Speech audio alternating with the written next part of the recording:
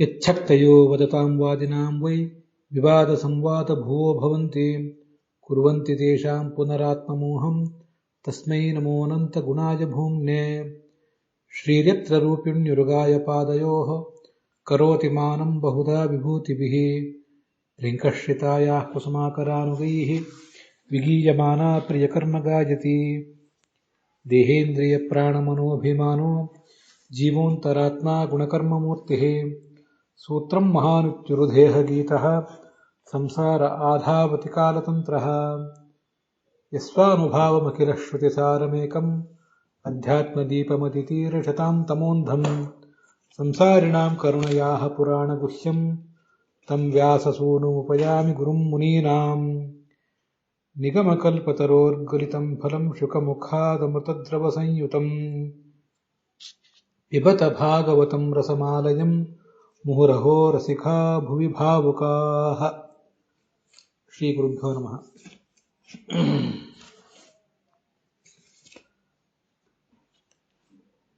भगवता व्यासेन प्रणीतं तत्पुत्रेण वैयासकिना शुकेन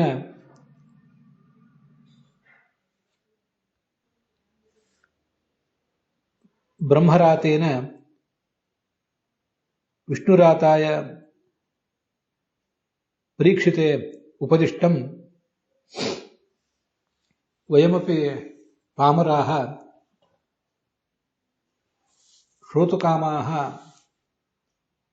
अत्र खलु घटामहे। तत्र द्वितीये स्कन्धे 8मे अध्याये इदानीं 14 श्लोकः, 2ನೇ स्कन्धದ 8ನೇ अध्यायದ 14ನೇ श्लोकः अत्र निरूप्यते। राजा परीक्षित एवं शुकं पप्रच्छ, भागवतम् इदं तथा प्रथयस्व यथा अहं मम मनः निस्सङ्गं कृत्वा कृष्णे निवेश्य कलेबरमिदं प्राकृतं त्यक्ष्ये। शृण्वतः मम अन्येषां सर्वेषां च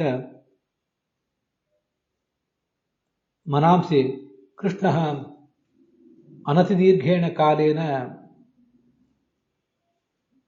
प्रविशते। कर्णरन्ध्रेण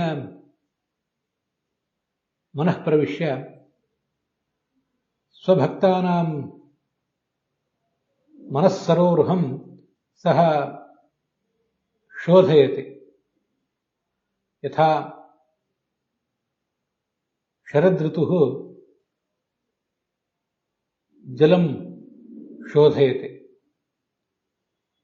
हृदये च निर्मलीभूते साधकः सर्वानपि क्लेशप्रकारान् परित्यज्य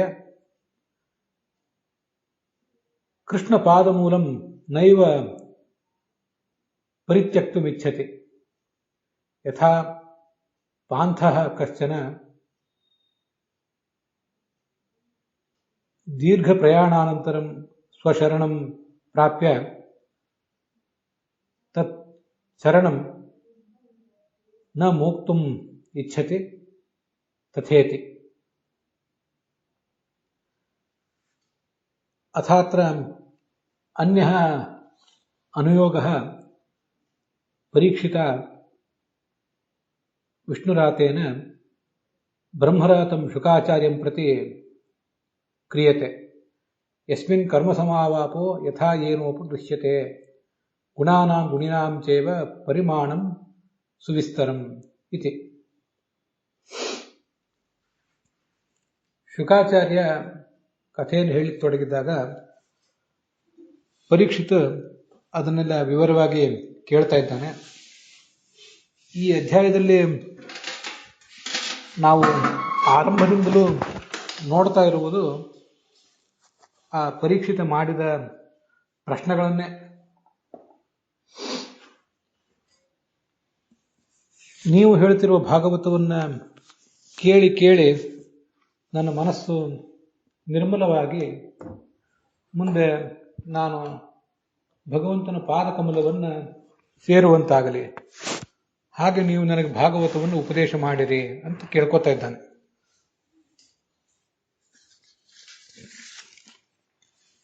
ಈಗ 14ನೇ ಶ್ಲೋಕವನ್ನ ನಾವು ನೋಡ್ಲಿಕ್ಕೆ ತೊಡಗಿದ್ದೀವಿ.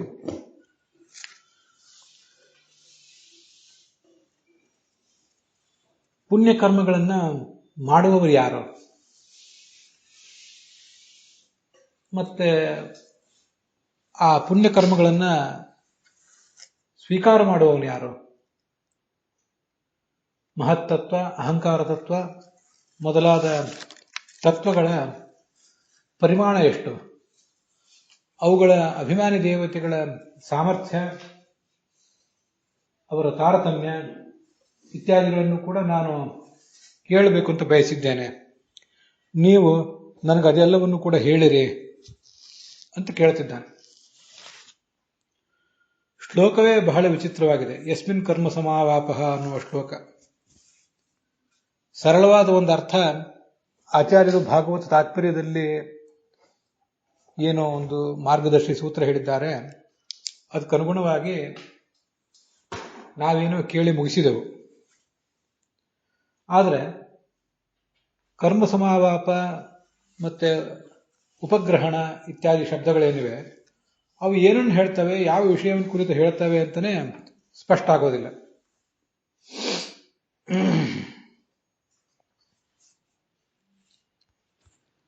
ದೇವತೆಗಳು, ಮನುಷ್ಯರು ಮೊದಲಾದ ಯೋನಿಗಳು ಸತ್ವಗುಣ, ರಜೋಗುಣ ಮತ್ತು ತಮೋಗುಣಗಳ ಫಲವಾಗಿ ಬರ್ತವೆ ಅಂತನ್ನೋದು ಸರಿ. ಆಯಾ ಯೋನಿಗಳನ್ನು ಪ್ರವೇಶ ಮಾಡುವ ಜೀವ ಮತ್ತು ಆ ಜೀವರ ಗುಂಪಿನಲ್ಲಿ ಯಾವ ಯಾವ ಜೀವರು ಯಾವ ಯಾವ ಯೋನಿಯನ್ನ ಪಡೆಯುವುದಕ್ಕಾಗಿ ಯಾವ್ಯಾವ ಥರದ ಕರ್ಮಗಳನ್ನು ಮಾಡ್ತಾರೆ, ಕರ್ಮಗಳನ್ನು ಸ್ವೀಕಾರ ಮಾಡ್ತಾರೆ ಅಂತ ಒಂದು ಅರ್ಥ ಈ ಕನ್ನಡದ ಅನುವಾದದಲ್ಲಿ ಒಂದು ಅರ್ಥ ಕಾಣಿಸ್ತದೆ. ಯಸ್ಮಿನ್ ಕರ್ಮ ಸಮಾವಾಪಃ ಅಂತ ಶ್ಲೋಕ ಇದೆಯಲ್ಲ, ಅದಕ್ಕೆ ಗುಣಾನಾಂ ಸತ್ವಾದೀನಾಂ ಪರಿಣಾಮಂ ದೇವರೂಪಂ ಇಚ್ಛತಾಂ ದೇವಾದಿರೂಪಂ. ಸತ್ವ, ರಜಸ್ಸು, ತಮಸ್ಸು ಅನ್ನುವಂಥ ಗುಣಗಳು, ಆ ಗುಣಗಳ ಪರಿಣಾಮವಾಗಿ ದೇವಾದಿ ರೂಪಗಳು ಬರ್ತಾವಲ್ಲ, ಆ ದೇವಾದಿ ರೂಪವನ್ನು ಪಡೆಯುವಂಥ ಜೀವರು ಅವರೇ ಗುಣಿಗಳು. ಅವರ ನಡುವೆ ಕರ್ಮಣಾಂ ಪುಣ್ಯಪಾಪಾನಾಂ ಸಮವಾಯ ಸಮುದಾಯ, ಯಸ್ಮಿನ್ ಕರ್ಮ ಸಮಾವಾಯ ಅಂತ ಒಂದು ಕಡೆ ಪಾಠ ಇದೆ. ಸಮಾವಾಯ ಅಥವಾ ಸಮವಾಯ ಅಂತಲೂ ಒಂದು ಪಾಠ ಇದೆ. ಸಮವಾಯ ಅಂದ್ರೆ ಸಮುದಾಯ ಅಂತ ಅದರ ಅರ್ಥ. ಯಾವ ಕರ್ಮಗಳ ಸಮುದಾಯ ಮತ್ತೆ ಯಾವ ಕರ್ಮದ ಸಮುದಾಯದಿಂದ ಯಾವ ಅಧಿಕಾರಿ ದೇವಾದಿ ರೂಪವನ್ನು ಪಡ್ಕೋತಾನೆ ಅಂತಿದೆ. ಸಂಸ್ಕೃತದ ಶಬ್ದಗಳಿಗೆಲ್ಲ ಅರ್ಥ ಏನೋ ಆಗಿಬಿಡ್ತದೆ, ಆದರೆ ಅದು ಏನನ್ನು ಹೇಳ್ತದೆ ಅಂತಂದ್ರೆ ಭಾವಾರ್ಥವೇ ಸ್ಪಷ್ಟವಾಗಿ ಗೊತ್ತಾಗೋದಿಲ್ಲ. ಆಚಾರ್ಯರು ಅದಕ್ಕೊಂದಿಷ್ಟು ಭಾಗವತ ತಾತ್ಪರ್ಯ ಬರೆದಿದ್ದಾರೆ. ಆದ್ದರಿಂದ ಅದರ ಒಂದು ಅರ್ಥ ನಮಗೆ ತಕ್ಕ ಮಟ್ಟಿಗೆ ಗ್ರಹಣಕ್ಕೆ ಬರ್ತದೆ. ಜೀವೇ ಕರ್ಮ ಸಮಾವಾಪ ಪರಮೇಶ್ವರೇಣ ಗೃಹ್ಯತೆ ಅಂತ ಬರೀತಾರೆ ಆಚಾರ್ಯ. ನಾನು ಈ ಮೊದಲು ಓದಿದ್ದು ಶ್ರೀಧರದ ವ್ಯಾಖ್ಯಾನದಲ್ಲಿ ಬಂದಿರುವಂತಹ ವಿಚಾರವನ್ನು. ವೀರರಾಘವರು ಹೇಳ್ತಾರೆ ಕರ್ಮ ಸಮಾವಾಪ ಅಂದ್ರೆ ಕರ್ಮಣ ನಿಷ್ಪಾದನ. ಯಸ್ಮಿನ್ ಕರ್ಮ ಸಮಾವಾಪ ಅಂತಿದೆ. ಯಸ್ಮಿನ್ ಅಂದ್ರೆ ಯಾವ ದೇಶದಲ್ಲಿ, ಯಸ್ಮಿನ್ ಅಂದ್ರೆ ಎಲ್ಲಿ ಅಂತ ಅರ್ಥ. ಎಲ್ಲಿ ಅಂದ್ರೆ ಜೀವನಲ್ಲೂ ಆಗಬಹುದು, ಮತ್ತೆ ಯಾವ ಕಾಲದ, ಒಂದು ಕಾಲದಲ್ಲಿ ಅಂತ ಆಗಬಹುದು, ಒಂದು ದೇಶದಲ್ಲಿ ಅಂತ ಆಗಬಹುದು, ಅದು ಏನೂ ಆಗಬಹುದು. ಆದ್ರಿಂದ ಈ ಯಸ್ಮಿನ್ ಅಂದ್ರೆ ಪರಿಣಾಮೆ, ಯಾವ ಪರಿಣಾಮದ ಮಧ್ಯದಲ್ಲಿ ಅಂತ ಅರ್ಥ ಬರೀತಾರೆ ಶ್ರೀಧರರು. ಯಾವ ದೇಶದಲ್ಲಿ ಅಂತ ಅರ್ಥ ಬರೀತಾರೆ ವೀರರಾಘವರು. ಯಸ್ಮಿನ್ ಅಂದರೆ ದೇವಾದಿ ರೂಪದಲ್ಲಿ ಅಂತ ಅರ್ಥ ಬರೀತಾರೆ ರಾಧಾಕೃಷ್ಣರು. ಇಲ್ಲಿ ಯಸ್ಮಿನ್ ಅಂತ ಶಬ್ದ ಇದೆಯಲ್ಲ, ಇದು ಕೆಲದಕ್ಕೂ ಕೂಡ ಕಸ್ಮಿನ್ ಅಂತ ಅದರ ಅರ್ಥ. ಈ ಹಿಂದೆ ಭಾಗವತ ತಾತ್ಪರ್ಯದಲ್ಲೇ ಒಂದೆರಡು ಕಡೆ ನಾವು ನೋಡಿದ್ದೀವಿ. ಈ ಸಾಮಾನ್ಯವಾಗಿ ಯಸ್ಮಿನ್ ಅಂತ ಬಂದರೆ ಅದಕ್ಕೆ ತಸ್ಮಿನ್ ಅನ್ನುವಂಥ ಮತ್ತೊಂದು ಶಬ್ದ ಹೊಂದಿಕೊಂಡಿರ್ತದೆ. ಇಂಗ್ಲಿಷ್ನಲ್ಲಿ ಯಸ್ಮಿನ್ ಮತ್ತೆ ಯಹ ಈ ಕೆಲದಕ್ಕೂ ಕೂಡ ವಿಚ್ ಅನ್ನೋ ಶಬ್ದ ಪ್ರಯೋಗ ಮಾಡ್ತಾರೆ. ಹೀಗೆ ಹಿಂದಿಯಲ್ಲಿ ಅದಕ್ಕೆ ಜೋ ಅಂತ ಹೀಗೆ ಶಬ್ದ ಪ್ರಯೋಗ ಮಾಡ್ತಾರೆ. ಅದು ಬಂದಮೇಲೆ ಮತ್ತೆ ಯಸ್ಮಿನ್ ತಸ್ಮಿನ್ ಯಹ ಸಹ ಜೋ ವೋ ವಿಚ್ ಮತ್ತೆ ದಾಟ್ ಅಂತ ಹೀಗೆಲ್ಲ ಶಬ್ದ ಪ್ರಯೋಗ ಇರಬೇಕು. ಕನ್ನಡದಲ್ಲಿ ಈ ಎರಡು ಥರದ ಶಬ್ದಗಳಿಲ್ಲ. ಯಾರು ಬಂದ್ರು ಮನೆಗೆ ಅಲ್ಲಿಯೂ ಯಾರು ಅಂತಲೇ ಶಬ್ದ ಪ್ರಯೋಗ ಮಾಡ್ತೇವೆ. ಯಾರು ಬುದ್ಧಿವಂತರೋ ಅವರು ಸಮಸ್ಯೆಗಳನ್ನು ಪರಿಹಾರ ಮಾಡಿಕೊಳ್ತಾರೆ ಅನ್ನೋಲ್ಲಿ ಕೂಡ ಯಾರು ಅಂತಲೇ ಶಬ್ದ ಪ್ರಯೋಗ ಮಾಡ್ತೇವೆ. ಸಂಸ್ಕೃತದಲ್ಲಿ ಮಾತ್ರ ಯಹ ಅನ್ನೋ ಶಬ್ದ ಒಂದು ಬೇರೆ ಇದೆ, ಕಹ ಅನ್ನೋ ಶಬ್ದ ಬೇರೆ ಇದೆ. ಪ್ರಶ್ನೆ ಮಾಡುವಾಗ ಕಹ ಅಂತ ಅನ್ನೋದನ್ನು ಪ್ರಶ್ನೆ ಕೇಳಬೇಕು. ಯಹ ಅಂತ ಬಂದಾಗ ಯಹ ಸಹ ಯತ್ರ ತತ್ರ ಯಸ್ಮಿನ್ ತಸ್ಮಿನ್ ಹೀಗೆಲ್ಲ ಅದೊಂದು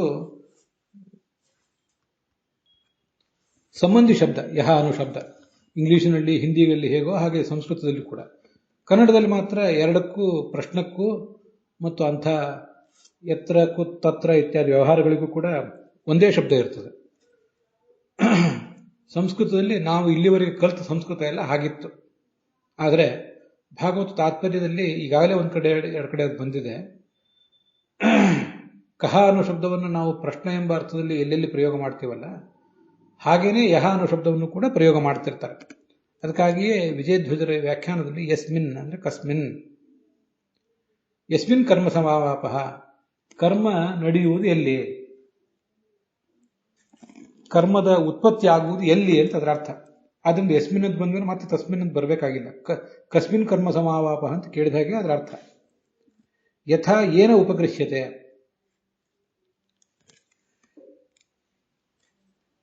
ಏನ ಅಂದ್ರೆ ಕೇನ, ಯಾವ ಪರಮಾತ್ಮನಿಂದ ಅದು ಸ್ವೀಕಾರ ಮಾಡಲ್ಪಡ್ತದೆ.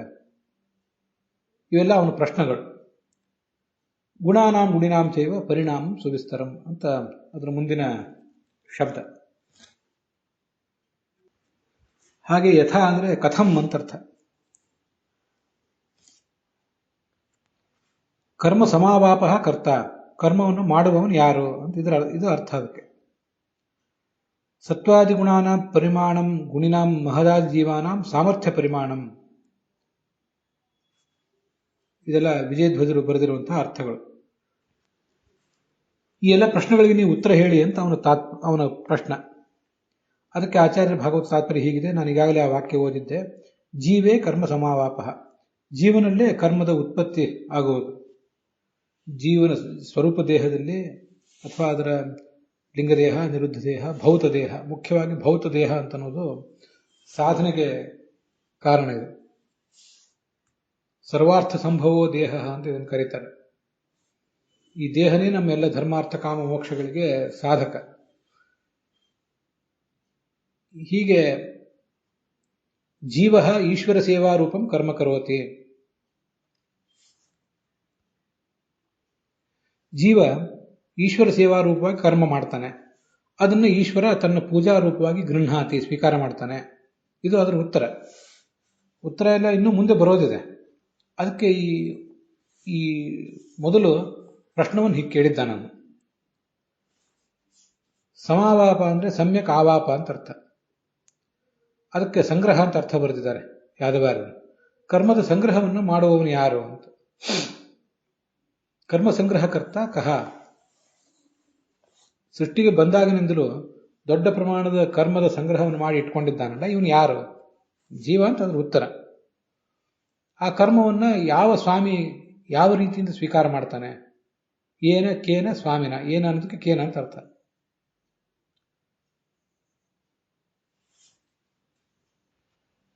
ಇಲ್ಲಿ ಸಮಾವಾಪ ಅಂತ ಶಬ್ದ ಇದೆಯಲ್ಲ, ಸಮಾವಾಪ ಅಂದ್ರೆ ಸಂಗ್ರಹ ಅಂತ ಅರ್ಥ ಬರೆದಿದ್ದಾರಲ್ಲ ಯಾದವಾರರು. ಇವೆಲ್ಲ ಬಹಳ ಉತ್ತಮವಾದ ಅರ್ಥವೇ, ಅದ್ರ ಬಗ್ಗೆ ಏನು ಸಂಶಯ ಇಲ್ಲ. ಸಮಾವಾಪ ಅಂತನ್ನುವುದಕ್ಕೆ ಬಿತ್ತುವುದು ಅಂತ ಕೂಡ ಒಂದು ಅರ್ಥ ಆಗುವುದು. ಬೀಜಾವಾಪ ಅಂತ ಶಬ್ದ ಪ್ರಯೋಗ ಮಾಡ್ತಿರ್ತಾರೆ. ಆವಾಪ ಅಂದ್ರೆ ಬಿತ್ತುವುದು. ವಪ ಬೀಜ ಸಂತಾನೆ ಅಂತ ಧಾತು. ಹಾಗಾಗಿ ವಾಪಹ ಅಥವಾ ಅವಾಪಹ ಅಥವಾ ಸಮಾವಾಪಹ ಅಂತ ಶಬ್ದ ಪ್ರಯೋಗ ಮಾಡಿದ್ರೆ ಬಿತ್ತುವುದು ಅಂತ ಕೂಡ ಒಂದು ಅರ್ಥ ಆಗಬಹುದು. ಬಿತ್ತುವುದು ಅಂತ ಅರ್ಥ ನನಗೆ ತುಂಬಾ ಚೆನ್ನಾಗಿ ಕಾಣಿಸ್ತದೆ. ಯಾಕೆಂದ್ರೆ ನಾವು ಇದನ್ನ ಈ ಹಿಂದೆ ಕೇಳಿದ್ದೇವೆ, ಕರ್ಮ ಅನ್ನೋದೊಂದು ಬೀಜ ಇದ್ದಂತೆ. ಒಂದು ಸಾರಿ ಅದನ್ನು ಬಿತ್ತಿದ್ರೆ ಅದು ಮತ್ತೆ ಇನ್ನಷ್ಟು ಧಾನ್ಯಗಳನ್ನು ಕೊಡ್ತಾ ಹೋಗ್ತದೆ. ನಾವು ಒಂದಿಷ್ಟು ನಿರ್ದಿಷ್ಟ ಭೂಮಿಯಲ್ಲಿ ಒಂದಿಷ್ಟು ಬೀಜಗಳನ್ನು ಬಿತ್ತುತ್ತೇವೆ. ಒಂದು 10 ಕಿಲೋ ಬೀಜ ಬಿತ್ತಿದ್ರೆ ಅದೊಂದು 1000 2000 ಕಿಲೋ ಧಾನ್ಯವಾಗಿ ಪರಿಣಮಿಸ್ತದೆ. ಅದನ್ನೇ ನಾವು ಮತ್ತೆ ತಿನ್ನುವುದು. ಅದರಲ್ಲೇ ಒಂದಿಷ್ಟು ಬೀಜವನ್ನು ಮತ್ತೆ ತೆಗೆದಿಟ್ಕೋತೀವಿ ಮುಂದಿನ ಬೆಳೆಗೆ. ನಮಗಿದು ಬೀಜ ಬೆಳೆ ಅದರ ಸಂಬಂಧದಲ್ಲಿ, ಅದರ ಉದಾಹರಣೆಯಲ್ಲಿ ನಮಗಿದು ಗೊತ್ತಿದೆ. ಇಲ್ಲಿ ನಾವೇನು ಕರ್ಮಗಳನ್ನು ಮಾಡ್ತೀವಿ, ಈ ಕರ್ಮಗಳೇ ನಮ್ಮ ಮುಂದಿನ ಜನ್ಮಗಳಿಗೆ ಕಾರಣ ಆಗೋದು. ಗೀತಾ ಪ್ರಸ್ಥಾನ ಮೊದಲಾದ ಕಡೆ ಅದು ಬಂದಿದೆ. ಅದಕ್ಕಾಗಿ ಈ ಅರ್ಥ ನಾನು ಹೇಳ್ತಿದ್ದೇನೆ. ಆ ಚತುರ್ದಶಮಾದ್ವರ್ಷಾತ್ ಕರ್ಮಾಣಿ ನಿಯಮೇನತು ದಶಾವರಾಣಾಂ ಜನ್ಮಾನಾಂ ಕಾರಣಾನಿ ಕರೋತ್ಯಯಂ ಅಂತ. 14 ವರ್ಷ ಆದಮೇಲೆ ಮನುಷ್ಯನಿಗೆ ತನ್ನ ಕರ್ಮಗಳ ಕುರಿತು ಒಂದು ಜವಾಬ್ದಾರಿ ಬರ್ತದೆ. ಮುಂದೆ ಆ 14 ವರ್ಷಗಳ ಆದ ಮೇಲೆ ಅವನೇನು ಕರ್ಮಗಳನ್ನು ಮಾಡ್ತಾನೆ, ಅವು ಆತನ ಮುಂದಿನ 10 ಜನ್ಮಗಳ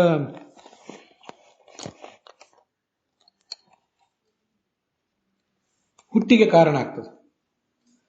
ಯಾವತ್ತೂ ಕೂಡ ಕರ್ಮ ಬರುವುದು, ಒಂದು ನಿರ್ದಿಷ್ಟ ಕರ್ಮವನ್ನು ನಾವು ಮಾಡುವುದು, ಅದರ ಫಲವಾಗಿ ಒಂದು ನಿರ್ದಿಷ್ಟ ಜನ್ಮವನ್ನು ನಾವೆಲ್ಲ ಪಡ್ಕೋತಿರ್ತೇವೆ. ಇದೆಲ್ಲವೂ ಆಗುವುದು 14ನೇ ವರ್ಷದ ನಂತರ. 14ನೇ ವರ್ಷಕ್ಕಿಂತ ಮುಂಚೆ ಅವನಿಗೆ ಕರ್ಮದ ಜವಾಬ್ದಾರಿ ಇರೋದಿಲ್ಲ. ಇದೊಂದು ಜನ್ಮದಲ್ಲಿ, ಇವತ್ತು ನನಗೇನೊಂದು ಜನ್ಮ ಸಿಕ್ಕಿದೆ, ಇದೊಂದು ಜನ್ಮದಲ್ಲಿ ನಾನು ಮುಂದಿನ 14 ಜನ್ಮಗಳಿಗೆ ಸಾಕಾಗುವಷ್ಟು 10 ಜನ್ಮಗಳಿಗೆ ಸಾಕಾಗುವಷ್ಟು ಕರ್ಮಗಳನ್ನು ಮಾಡ್ತೇನೆ. ಆದ್ದರಿಂದ ನಾನು ಮಾಡುವ ಕರ್ಮ ಎಲ್ಲವೂ ಕೂಡ ಒಂದು ಬೀಜ ಇದ್ದಂತೆ ಅಂತ ಅದರ ಅಭಿಪ್ರಾಯ. ಯಸ್ಮಿನ್ ಕರ್ಮ ಸಮಾವಾಪ ಅಂದ್ರೆ, ಹಾಗಾದ್ರೆ ಬೀಜವನ್ನು ಬಿತ್ತುವವನು ಈ ಜೀವನೇ. ಎಲ್ಲಿ ಬಿತ್ತುವುದು ಅಂದ್ರೆ ತನ್ನಲ್ಲಿಯೇ ತಾನು ಬಿತ್ತಿಕೊಳ್ಳುವುದು. ಇದಂ ಶರೀರಂ ಕೌಂತೆಯ ಕ್ಷೇತ್ರಮಿತ್ಯ ವಿಧೀಯತೆ. ಈ ಶರೀರಕ್ಕೆ ಕ್ಷೇತ್ರ ಅಂತಂತಾರೆ, ನಮಗದೆಲ್ಲ ಗೊತ್ತಿದೆ. ನಾವು ಯಾವತ್ತೂ ಕೂಡ ಬೀಜವನ್ನು ಬಿತ್ತಬೇಕಾದದ್ದು, ಬೇಸಾಯ ಮಾಡಬೇಕಾದದ್ದು ಕ್ಷೇತ್ರದಲ್ಲಿಯೇ. ಹಾಗೆ ಈ ಶರೀರವೆಂಬ ಕ್ಷೇತ್ರದಲ್ಲಿ ನಾವು ಕರ್ಮಗಳೆಂಬ ಬೀಜಗಳನ್ನು ಬಿತ್ತಬೇಕಾಗಿದೆ. ಇಲ್ಲಿ ಈ ಶರೀರ ಇದೊಂದು ಜನ್ಮ ಅಂತ ನಾವು ಹೀಗೆ ಸಮೀಕರಿಸಿಕೊಂಡು ನೋಡಿದರೆ, ಈ ಜನ್ಮವೇ ಈ ಶರೀರ, ಈಗ ಸಮೀಕರಿಸಿಕೊಂಡು ವಿಚಾರ ಮಾಡಿದರೆ ನಮಗೊಂದು ಈಗೊಂದು ಜನ್ಮ ಏನು ಬಂದಿದೆಯಲ್ಲ, ಇದು ಈಗ ಒಂದು 70-80 ವರ್ಷದ 60-70 ವರ್ಷದ ಒಂದು ಜನ್ಮ. ಇದು ನಮ್ಮ ಒಟ್ಟಾರೆ ಸಾಧನಾ ಜೀವನ ಅಂತ ಒಂದಿದೆ. ಸೃಷ್ಟಿಗೆ ಬಂದಾಗಿನಿಂದ ಮುಕ್ತಿಗೆ ಹೋಗುವವರೆಗೂ ಒಂದು ಸಾಧನೆಯ ಜೀವನ, ಲಾಂಗ್ ಲೈಫ್ ಹೊಂದಿದೆ. ಆ ಜನ್ಮವೇ, ಆ ಜೀವನವೇ ನಮ್ದೊಂದು ಕ್ಷೇತ್ರ, ನಿಜವಾದ ಕ್ಷೇತ್ರ. ಅಲ್ಲಿ ನಾವು ಕರ್ಮಗಳನ್ನು ಬಿತ್ತುತ್ತಾ ಹೋಗ್ತೇವೆ, ಅವು ಫಲ ಕೊಡ್ತಾ ಹೋಗ್ತವೆ. ಹೀಗೊಂದು ಅರ್ಥ ಇಟ್ಕೊಂಡ್ರೆ ಚೆನ್ನಾಗಿರ್ತದೆ ಅಂತ ನನ್ನ ಆಲೋಚನೆ. ಮತ್ತೆ ಆ ಬೀಜವನ್ನ ಬಿತ್ತಿ ಆದಮೇಲೆ ಅದರ ಫಸಲು ಸ್ವೀಕಾರ ಮಾಡುವವನು ಯಾರು? ಭಗವಂತನೇ ಸ್ವೀಕಾರ ಮಾಡುವವನು. ನಾವೇನು ಅನ್ನ ಇತ್ಯಾದಿ ಪದಾರ್ಥಗಳನ್ನು ಅಡಿಗೆ ಮಾಡ್ತೀವಲ್ಲ, ಅಡಿಗೆ ಮಾಡಿದ ಮೇಲೆ ಅದನ್ನು ಉಣ್ಣುವವರು ಯಾರು? ಮೊದಲು ಭಗವಂತ ಉಣ್ತಾನೆ, ಆಮೇಲೆ ನೈವೇದ್ಯ ರೂಪದಲ್ಲಿ ಅವನು ಉಂಡ ಮೇಲೆ ನಾವು ಉಣ್ತೇವೆ. ಹಾಗೆ ನಾವು ಮಾಡಿದ ಈ ಕರ್ಮಗಳ ಫಲವನ್ನು ಮೊದಲು ಸ್ವೀಕಾರ ಮಾಡುವವನು ಯಾರು? ಭಗವಂತ. ಆಮೇಲೆ ನಾವು ಸ್ವೀಕಾರ ಮಾಡೋದು. ಕಾಠಕೋಪನಿಷತ್ನಲ್ಲಿ ಹಾಗೊಂದು ಮಂತ್ರನೇ ಇದೆ. ಋತಂ ಪಿಬಂತೌ ಸುಕೃತಸ್ಯ ಲೋಕೆ ಗುಹಾಂ ಪ್ರವಿಷ್ಟೌ ಪರಮೇ ಪರಾರ್ಧೆ ಪಂಚಾಗ್ನೇಯೋ ಯತ್ರ ತ್ರಿನಾಚಿಕೇತ ಛಾಯಾತಪೌ ಬ್ರಹ್ಮವಿದೋ ವದಂತಿ ಅಂತ. ಸುಕೃತಸ್ಯ ಲೋಕೆ, ಯಾವುದೋ ಒಂದು ಕರ್ಮದ ಫಲವಾಗಿ, ಅದರಲ್ಲೂ ಪುಣ್ಯದ ಫಲವಾಗಿ ಈ ಒಂದು ಜನ್ಮ ಬಂದಿದೆ. ಈ ಜನ್ಮ, ಈ ದೇಹ ನಮಗೆ ಪ್ರಾಪ್ತ ಆಗಿದೆ. ಇದರಲ್ಲಿ ಈ ಜೀವ ಇರುವುದಲ್ಲದೇನೆ ಮುಖ್ಯವಾಗಿ ಭಗವಂತನ 2 ರೂಪಗಳಿವೆ. ಗುಹಾಂ ಪ್ರವಿಷ್ಟವು, ಜೀವನ ಹೃದಯ ಗುಹಾದಲ್ಲಿ ಆ 2 ರೂಪಗಳಿವೆ. ಅಲ್ಲಿ ಮುಖ್ಯ ಪ್ರಾಣ ಇದ್ದಾನೆ, ಮುಖ್ಯ ಪ್ರಾಣನೊಳಗೆ ಆ ರೂಪಗಳಿವೆ. ಛಾಯಾತಪವು ಬ್ರಹ್ಮವಿದೋ ವದಂತಿ, ಜ್ಞಾನಿಯಾದವನಿಗೆ ಸುಖ ಕೊಡ್ತವೆ ಆ ರೂಪಗಳು, ಹಾಗೆ ಅಜ್ಞಾನಿಯಾದವನಿಗೆ ದುಃಖ ಕೊಡ್ತವೆ ಆ ರೂಪಗಳು ಅಂತ ಅಲ್ಲಿ ಬಂದಿದೆ. ಆತ್ಮಾನ್ ಅಂತರಾತ್ಮೇತಿ ಹರಿಹಿ ಏಕ ಏವ ದ್ವಿಧಾ ಸ್ಥಿತಃ ನಿವಿಷ್ಟೋ ಹೃದಯೇ ನಿತ್ಯಂ ರಸಂ ಪಿಬತಿ ಕರ್ಮಜಂ. ಆಚಾರ್ಯರು ಇದನ್ನ ಬ್ರಹ್ಮಸೂತ್ರ ಭಾಷ್ಯದಲ್ಲಿ ಗುಹಾಧಿಕರಣದಲ್ಲಿ ವರ್ಣನೆ ಮಾಡ್ತಾರೆ. ಆತ್ಮ ಮತ್ತು ಅಂತರಾತ್ಮ ಎಂಬ 2 ರೂಪವನ್ನು ತಾಳಿ ಒಬ್ಬನೇ ಭಗವಂತ ನಮ್ಮ ಹೃದಯದಲ್ಲಿರ್ತಾನೆ. ಮತ್ತು ಕರ್ಮಜಂ, ನಾವು ಈ ಕರ್ಮವನ್ನು ಏನು ಮಾಡ್ತೀವಲ್ಲ, ಪ್ರತಿನಿತ್ಯ ಕರ್ಮಗಳನ್ನು, ಆ ಕರ್ಮದ ಫಲವನ್ನ ಅವನೇ ಸ್ವೀಕಾರ ಮಾಡೋದು, ಅದರ ಆನಂದವನ್ನ ಅಂತ ಅದಕ್ಕೆ ಅರ್ಥ ಮಾಡ್ತಾರೆ. ಹೀಗೆ ನಿತ್ಯ ನಾವು ಏನು ಆಹಾರ ಪದಾರ್ಥಗಳನ್ನು ಬೇಯಿಸಿ ಅದನ್ನು ಭಗವಂತನಿಗೆ ನಿವೇದಿಸಿ ಆಮೇಲೆ ಸ್ವೀಕಾರ ಮಾಡ್ತೀವಲ್ಲ, ಹಾಗೆ ಅನೇಕ ಥರದ ಕರ್ಮಗಳನ್ನ ನಾವು ಮಾಡ್ತಾ ಇದ್ದೀವಿ. ಅದರಲ್ಲಿ ಆ ಶುಭ ಕರ್ಮದ ಫಲವನ್ನ ಆ ಭಗವಂತ ಸ್ವೀಕಾರ ಮಾಡ್ತಾನೆ. ಶುಭಂ ಪಿಬತ್ಯಸೌ ನಿತ್ಯಂ ನಾಶುಭಂ ಸ ಹರಿಃ ಪಿಬೇತ್. ಅಶುಭವನ್ನು ಯಾವುದು ಸ್ವೀಕಾರ ಮಾಡೋದಿಲ್ಲ, ಶುಭವನ್ನು ಮಾತ್ರ ಸ್ವೀಕಾರ ಮಾಡ್ತಾನೆ, ಆನಂದವನ್ನು ಮಾತ್ರ ಸ್ವೀಕಾರ ಮಾಡ್ತಾನೆ. ದುಃಖ ಏನಾದರೂ ಆಗುವುದಿದ್ರೆ ಜೀವನಿಗಾಗ್ತದೆ ಅಂತ ಅದರ ಅಭಿಪ್ರಾಯ. ಹೀಗೆ ಭಗವಂತ ಆತ್ಮ ಮತ್ತು ಅಂತರಾತ್ಮ ಎಂಬ 2 ರೂಪದಿಂದ ಇದ್ದು ಅದನ್ನು ಉಪಗ್ರಹಣ ಮಾಡ್ತಾನೆ, ಕರ್ಮದ ಫಲವನ್ನು. ಮತ್ತೆ ಅದರ ಬೀಜ ಬಿತ್ತುವುದು ಜೀವನೇ ಬಿತ್ಕೋತಾನೆ. ಆ ಬಿತ್ತಲಿಕ್ಕೆ ಭಗವಂತನ ಅನುಗ್ರಹ ಬೇಕು, ಅದು ವಿಷಯ ಬೇರೆ. ಅಂತೂ ಆ ಬಿತ್ತಿದ ಬೀಜ, ಆ ಬಿತ್ತನೆಗೆ ಅಧಿಕಾರಿ, ಮತ್ತೆ ಅದರ ಫಲವನ್ನು ನಾಳೆ ಸುಖ ದುಃಖ ಮೊದಲಾದ ಫಲವನ್ನು ಉಣ್ಣಬೇಕಾದ ಜವಾಬ್ದಾರಿ ಇರುವುದು ಜೀವನಿಗೆ. ಪುರೋಹಿತನಾದವನೊಬ್ಬ ಯಜಮಾನನ ಮೂಲಕ ಒಂದು ಯಜ್ಞ ಮಾಡಿಸಿದಂತೆ ಈ ಜಗತ್ತಿನ ಒಡೆಯನಾದಂತಹ ಭಗವಂತ ಈ ಜೀವನ ಮೂಲಕ ಅವನದೇ ಆದ ಈ ಕ್ಷೇತ್ರದಲ್ಲಿ ಕರ್ಮದ ಬೀಜವನ್ನು ಬಿತ್ತಿಸ್ತಾನೆ. ಅದರ ಫಲವನ್ನು ತಾನು ಸ್ವೀಕಾರ ಮಾಡಿ ಅವನಿಗೆ ಕೊಡ್ತಾನೆ. ಉಂಡುಣಿಸುವನು ಅಂತ ದಾಸರು ಹೇಳುವುದು ಇದನ್ನೇ. ಮುಂದಿನ ಅರ್ಧದಲ್ಲಿ ಗುಣಾನಾಂ ಗುಣಿನಾಮ್ ಅಂತಿದೆ. ಅದಕ್ಕೆ ಗುಣಿನಾಮ್ ಅನ್ನೋದಕ್ಕೆ ಮಹದಾದಿ ಜೀವಾನಾಮ್ ಅಂತ ಅರ್ಥ ಬರೀತಾರೆ ಆಚಾರ್ಯರು. ಗುಣಿಗಳು ಅಂದ್ರೆ ಮಹತ್ತತ್ವ, ಅಹಂಕಾರ ತತ್ವ ಮೊದಲಾದ ತತ್ವಾಭಿಮಾನಿ ದೇವತೆಗಳು ಅಂತ ಅರ್ಥ. ಹಾಗಾದ್ರೆ ಗುಣಗಳು ಅಂದ್ರೆ ಮಹದಾದಿ ತತ್ವಗಳು ಅಂತ ಅರ್ಥ. ಈ ಮಹದಾದಿ ತತ್ವಗಳ ಮತ್ತು ಅದರ ಅಭಿಮಾನಿ ದೇವತೆಗಳ ವ್ಯಾಪ್ತಿ ಎಷ್ಟು, ಅವರ ಸಾಮರ್ಥ್ಯ ಎಷ್ಟು, ಇದೆಲ್ಲವನ್ನೂ ವರ್ಣನೆ ಮಾಡಿರಿ ಅಂತ ಅವನ ಪ್ರಶ್ನದ ತಾತ್ಪರ್ಯ. ಇವೆಲ್ಲ ಪ್ರಶ್ನೆಗಳಿಗೂ ಕೂಡ ಮುಂದೆ ಯಥೋಚಿತವಾಗಿ ಉತ್ತರ ಹೇಳ್ತಾ ಹೊರಟಿದ್ದಾರೆ ಶುಕಾಚಾರ್ಯರು. ಅದರಲ್ಲಿ ಈ ದೇವತೆಗಳ ತಾರತಮ್ಯದ ವಿಷಯದಲ್ಲಿ 5ನೇ ಸ್ಕಂದದಲ್ಲಿ 5ನೇ ಅಧ್ಯಾಯದ 22ನೇ ಶ್ಲೋಕ ಹೊಂದಿದೆ. ಹೀಗೆ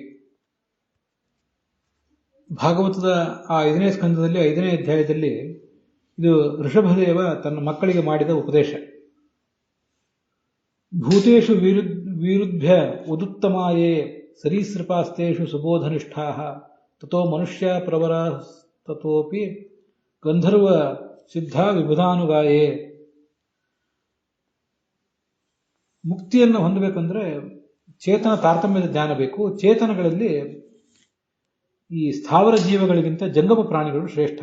ವೃಕ್ಷಗಳು ಲತೆಗಳಿಗಿಂತ ಸಂಚಾರ ಮಾಡುವ ಪ್ರಾಣಿಗಳು ಶ್ರೇಷ್ಠ. ಅವುಗಳಲ್ಲೂ ಕೂಡ ಜ್ಞಾನವುಳ್ಳಂತಹ ಪಶುಗಳು ಶ್ರೇಷ್ಠ. ಸ್ಥಾವರಕ್ಕಿಂತ ಚೇತನ ಪ್ರಾಣಿಗಳಿಗೆ ಜ್ಞಾನ ಇರ್ತದೆ. ಆ ಚೇತನಗಳಲ್ಲೂ ಕೂಡ ಎಲ್ಲ ಚೇತನಗಳಿಗೂ ಹೆಚ್ಚು ಜ್ಞಾನ ಇರೋದಿಲ್ಲ. ಕೆಲವು ಪಶುಗಳಿಗೆ ಹೆಚ್ಚಿನ ಜ್ಞಾನ ಇರ್ತದೆ. ಅವರಲ್ಲಿ ಮನುಷ್ಯರು ಶ್ರೇಷ್ಠರು. ಮನುಷ್ಯರಿಗಿಂತಲೂ ಗಂಧರ್ವ, ಸಿದ್ಧ ಮೊದಲಾದ ದೇವಾನುಚರರು ಶ್ರೇಷ್ಠರು. ದೇವಾಸುರೇಭ್ಯೋ ಮಘವಾನ್ ಪ್ರಧಾನ. ದೇವತೆಗಳು ಮತ್ತು ಅವರ ಅನುಚರರು ಅವರೆಲ್ಲರಿಗಿಂತ ಇಂದ್ರ ಶ್ರೇಷ್ಠ. ಅಲ್ಲಿ ದೇವ ಅನುಚರರು ಗಂಧರ್ವರು ಮೊದಲಾದವರು ಏನಿರ್ತಾರೆ ಅವರಿಗಿಂತ ದೇವತೆಗಳು ಶ್ರೇಷ್ಠರು. ಆ ದೇವತೆಗಳಿಗಿಂತಲೂ ದಕ್ಷ ಪ್ರಜಾಪತಿ, ದಕ್ಷನಿಗಿಂತ ಇಂದ್ರ ಶ್ರೇಷ್ಠ, ಆ ಇಂದ್ರನಿಗಿಂತ ರುದ್ರ ಶ್ರೇಷ್ಠ. ದಕ್ಷಾದಯೋ ಬ್ರಹ್ಮಸುತಾಶ್ಚ ತೇಷಾಂ ಭವಃ ಪರಃ ಸೋಥ ವಿರಿಂಚ ವೀರ್ಯ ಸಮತ್ಪರೋಹಂ ದ್ವಿಜದೇವ ದೇವ. ಇಂದ್ರನಿಗಿಂತ ರುದ್ರ, ರುದ್ರನಿಗಿಂತ ಬ್ರಹ್ಮಶ್ರೇಷ್ಠ, ಆ ಬ್ರಹ್ಮನಿಗಿಂತ ನಾನು ಶ್ರೇಷ್ಠ. ಎಲ್ಲ ಜ್ಞಾನಿಗಳಿಗೆ ನಾನು ಆರಾಧ್ಯ ದೇವತೆ. ಹೀಗೆ ಋಷಭನಾಮಕನಾದ ಪರಮಾತ್ಮ ತನ್ನ ಬಗ್ಗೆ ತತ್ವವನ್ನ ತನ್ನ ಮಕ್ಕಳಿಗೆ ಉಪದೇಶ ಮಾಡ್ತಿದ್ದಾನೆ. ಮಹಾಭಾರತದಲ್ಲೂ ಹಾಗೊಂದು ಶ್ಲೋಕ ಇದೆ. ರುದ್ರಂ ಸಮಾಶ್ರಿತಾ ದೇವಾಹ ರುದ್ರೋ ಬ್ರಹ್ಮಾಣಮಾಶ್ರಿತಃ ಬ್ರಹ್ಮ ಮಾಮಾಶ್ರಿತೋ ನಿತ್ಯಂ ನಾಹಂ ಕಂಚಿತ್ ಉಪಾಶ್ರಿತಃ ಅಂತ. ಎಲ್ಲ ದೇವತೆಗಳು ರುದ್ರನನ್ನು ಅವಲಂಬಿಸಿದ್ದಾರೆ. ರುದ್ರ ಬ್ರಹ್ಮನನ್ನು ಅವಲಂಬಿಸಿದ್ದಾನೆ. ಬ್ರಹ್ಮ ನನ್ನನ್ನು ಅಂದರೆ ಪರಮಾತ್ಮನನ್ನು ಅವಲಂಬಿಸಿದ್ದಾನೆ ಅಂತ ಅಲ್ಲಿ ಕೃಷ್ಣ ಹೇಳ್ತಾನೆ. ನಾಹಂ ಕಂಚಿತ್ ಉಪಾಶ್ರಿತಃ, ನಾನು ಮಾತ್ರ ಯಾರನ್ನೂ ಅವಲಂಬಿಸಿಲ್ಲ. ಇದು ಅಲ್ಲಿ ಬರುವಂತಹ ವಿಚಾರ. ಆಚಾರ್ಯರು ದೇವಾಸುರೇಭ್ಯೋ ಭಗವಾನ್ ಇತ್ಯಾದಿ ಅಂತ ತಾರತಮ್ಯವನ್ನು ಮುಂದೆ 5ನೇ ಸ್ಕಂದದಲ್ಲಿ ಹೇಳ್ತಾರೆ ಅನ್ನೋದನ್ನು ಸೂಚನೆ ಮಾಡಿದ್ದಾರೆ. ಅದನ್ನು ನಾವಿಲ್ಲೀಗ ತಿಳ್ಕೊಳ್ಬೇಕು. ಹೀಗೆ 14ನೇ ಶ್ಲೋಕದ ವಿವರದೊಂದಿಗೆ ಇವತ್ತಿನ ಈ ಭಾಗ ಸಮಾಪ್ತ ಆಗಿದೆ. ಹುಸಿಯ ನಾಡಿ ಹೊಟ್ಟೆ ಹೊರೆವ ವಿಷಯದಲ್ಲಿ ರಸಿಕನೆಂದು ಹುಸಿಗೆ ಹಾಕಿದರು ಇನ್ನ ಹೃಷಿಕೇಶನೇ, ಈಶನಿನ್ನ ಚರಣ ಭಜನೆ ಆಸೆಯಿಂದ ಮಾಡುವೆ ದೋಷ ರಾಶಿ ನಾಶ ಮಾಡು ಶ್ರೀಶಕೇಶವ. ಶ್ರೀಕೃಷ್ಣಾರ್ಪಣ ವಸ್ತು.